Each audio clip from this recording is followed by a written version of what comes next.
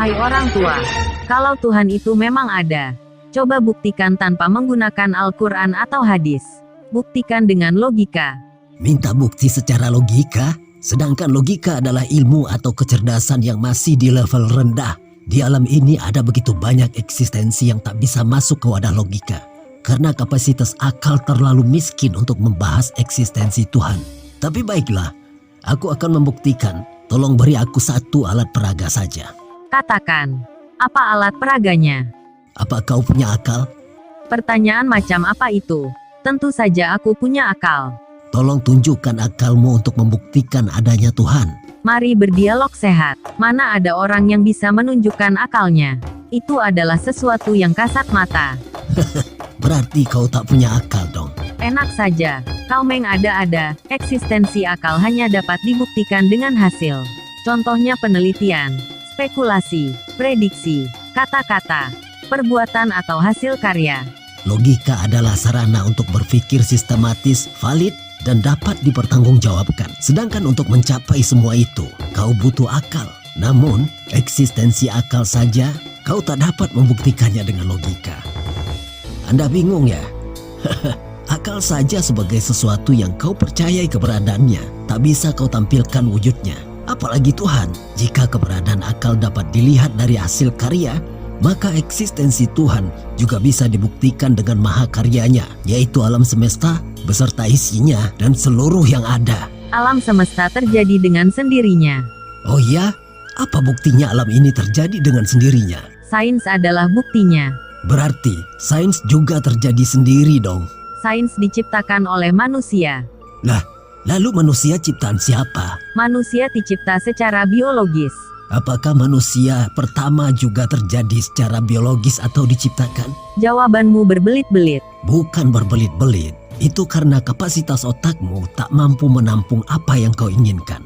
Tahukah kau, sebelum aku sampai ke sini, tiba-tiba ada besi berdatangan. Lalu besi itu menyatukan diri seperti transformer dan jadilah mobil. Aku masuk ke mobil itu, dia berjalan sendiri hingga aku sampai ke sini. Kau kakek gila. Kau menghayal. Mana mungkin mobil tercipta sendiri?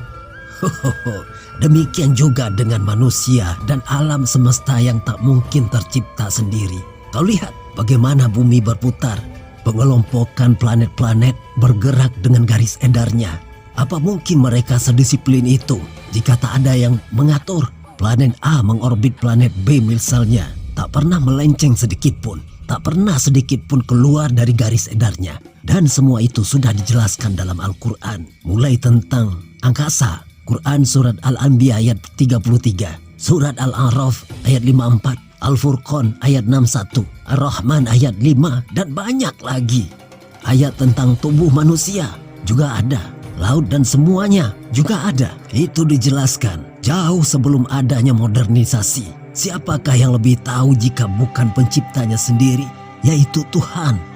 Satu lagi, dalam surat Al-Isra ayat 44 dijelaskan bahwa semua yang ada di langit yang 7, bumi, dan semua yang ada di dalamnya bertasbih kepada Allah. Tapi kita tidak mengerti tasbih mereka. Menurutmu ini tidak dapat diterima logika.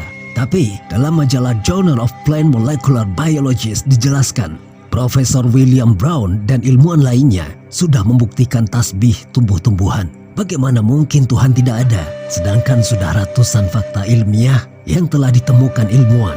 Akan tetapi Al-Quran sudah menginformasikan terlebih dahulu, jauh sebelum mereka menemukan. Alam, para nabi, Al-Quran, dan apa yang ada adalah bukti adanya Tuhan. Maka sadarilah, Tuhan bukan makhluk dan benda yang dapat dibuktikan seperti kau membuktikan keberadaan suatu benda. Jika kecerdasan indrawimu sudah tajam, kau akan masuk ke tingkat kecerdasan ilmiah.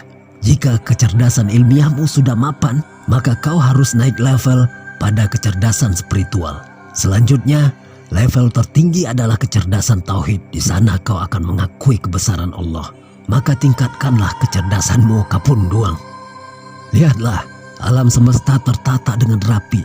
Segalanya berjalan dengan lancar dan teratur. Tak ada planet yang pindah ke galaksi lain. Planet tidak ada yang melenceng dari garis edarnya atau lari dari orbitnya. Matahari tak pernah kehabisan bahan bakar. Siang tak pernah telat datang, malam selalu tepat waktu. Gravitasi bumi sepadan dengan daya tahan organ penghuninya.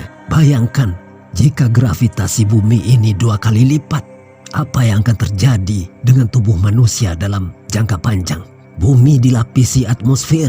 Siapakah di balik semua yang menakjubkan itu jika bukan Zat yang Maha Besar? Gunakan akalmu, tapi jangan lupakan hatimu. Baiklah, nanti kita lanjutkan.